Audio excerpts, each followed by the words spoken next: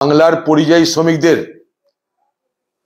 মুর্শিদাবাদের পরিযায়ী শ্রমিকদের, যারা রুটি রুজির টানে ভারতবর্ষের বিভিন্ন রাজ্যে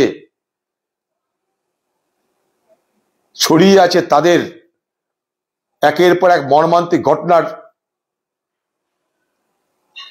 দৃশ্য আমরা দেখতে পাচ্ছি। বহরমপুর ব্লকের পাঁচপীরতলার নগরাজলের 5 জন পরিযায়ী শ্রমিক মিনারুল শেখ, জিয়াবুর শেখ, তাজিবুল শেখ, জাহেদ আলী এবং আজকে সাফিজুল শেখ মারা গেল সিলিন্ডার ব্লাস্ট করে, অগ্নিদগ্ধ হয়ে মৃত্যুর সঙ্গে পাঞ্জা লড়তে লড়তে ব্যাঙ্গালোরের ভিক্টোরিয়া হাসপাতালে। খবর পেয়েই আমি ব্যাঙ্গালোরের ভিক্টোরিয়া হাসপাতালে যোগাযোগের চেষ্টা করেছি।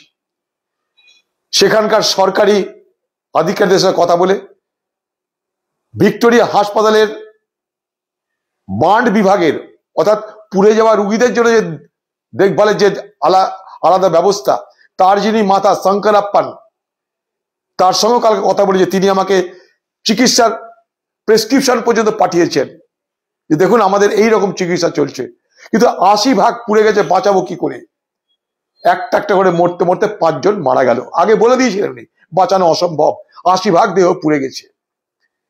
এখন তাদের দেহটাকে নিয়ে আসার জন্য চেষ্টা শুরু করেছি, তাদের সঙ্গে যোগাযোগ করে তাদের দেহটাকে যাতে ফিরিয়ে নিয়ে যাওয়া যায় সেই নগরাজলে পাঁচপীরতলায়, তার জন্য আমি সচেষ্ট হয়েছি, তাদের দেহ ফেরানোর আমি চেষ্টা করছি। এর থেকে দুর্ভাগ্যের আর কিছু নেই। রুটি রুজি কামাতে গিয়ে বাইরের রাজ্যে গিয়ে তাতে যেভাবে মৃত্যু হচ্ছে, এই মৃত্যুর মিছিল বাংলায় বন্ধ হোক, বন্ধ হোক, বন্ধ হোক।